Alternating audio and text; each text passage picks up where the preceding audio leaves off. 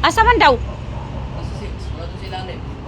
Itanong mo kay Paye. Tinanong ko na, doon daw sa 6, pero wala naman. Kisa man kumuha. Kinuha mo yung das palatot? Ha? Ano na de? Kung kita, sorry. And the big wrong. I mistaken identity. Sorry.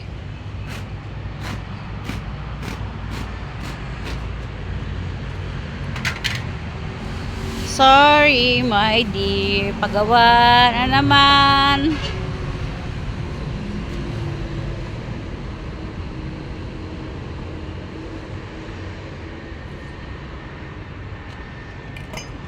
Sorry.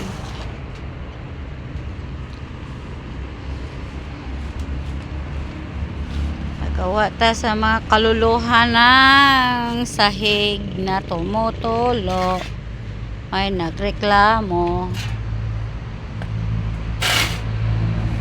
Lan kaya ito matatapos ang problema?